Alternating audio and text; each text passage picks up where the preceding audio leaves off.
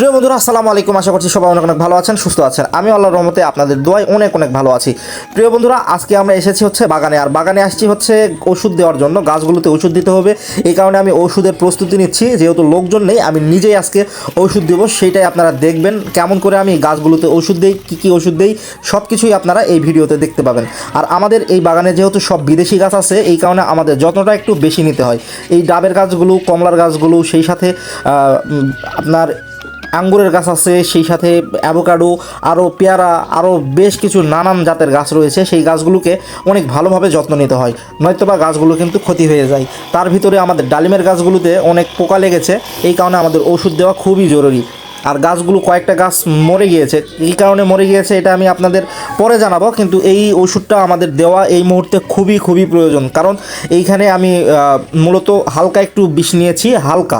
আর সেই সাথে নিয়েছি হচ্ছে কার্বোডাইজাম, যেটা ছত্রাকনাশক, সেটাও প্রয়োগ করতে হবে। কারণ এখন আপাতত ফুল ধরতেছে, যেহেতু আমের গাছ, আমের মৌসুম আসবে। সেই সাথে আমি বাগানে ঘুরে দেখলাম যে বেশ কিছু গাছে আপনার ফুল চলে এসেছে। আর আমের গাছগুলো যেগুলো আছে সেগুলোতে তো ফুল চলেই এসেছে। আর আমি এখন বর্তমানে যেগুলোতে ওষুধ দিচ্ছি সেগুলো হচ্ছে আমাদের কমলার গাছ। আর কমলার গাছগুলোতে বেশ কিছু ওষুধ দেওয়ার প্রয়োজন, কিন্তু আমি সঠিকভাবে দিতে পারি না, সময়ের অভাবে হোক আর লোকজনের অভাবে হোক। আর এই যে দেখুন, আমাদের ফুল চলে আসছে কিন্তু সেই কমলার গাছগুলোতে। কমলার গাছে ফুল আসছে মানে কমলা কিন্তু ইনশাআল্লাহ আপনাদের দোয়ায় ধরবে। আর যদি কমলা ধরে তাহলে কি পরিমাণে কমলা ধরবে একটু চিন্তা করে দেখেন। এই কারণে কিন্তু আপাতত আমি কমলার গাছগুলোতে পরিচর্যা বেশি করব। সেই সাথে আরও অন্যান্য যেই গাছগুলো আছে সেই গাছগুলোতেও পরিচর্যা করব, কিন্তু মোটামুটি কমলার গাছগুলোতে আপাতত একটু নজর বেশি দিতে হবে।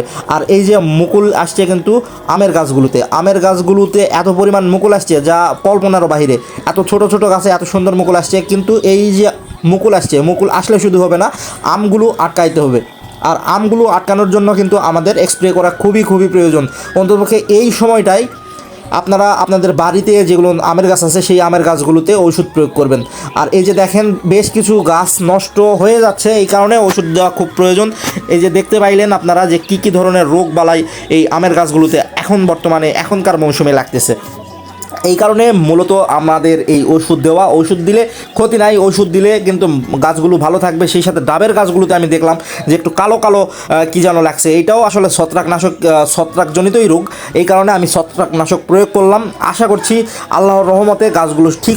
মাঝে মধ্যে ডাবের গাছে ছত্রাকনাশক প্রয়োগ করা কিন্তু খুবই জরুরি, কারণ পাতার নিচে এক ধরনের কালো দাগ হয়, আর এই কালো দাগগুলো কিন্তু খুবই ক্ষতিকর, গাছ কিন্তু একদম নষ্ট করে ফেলবে। এই কারণে আপনারা একটু নজর রাখবেন গাছগুলোতে এবং সময় মতো ছত্রাকনাশক প্রয়োগ করবেন। সেই সাথে এই যে এখানে দেখুন মরিচের গাছ লাগানো হচ্ছে, অগ্রিম মরিচের গাছ লাগাইলে কিন্তু সঠিক সময়ে ফলন আসবে, সেই সাথে ফলনও ভালো হবে এবং আপনার বৃষ্টিতে নষ্টও হবে না। তো প্রিয় বন্ধুরা, আজকের মতো ভিডিওটা এখানে শেষ করছি। আল্লাহ হাফেজ।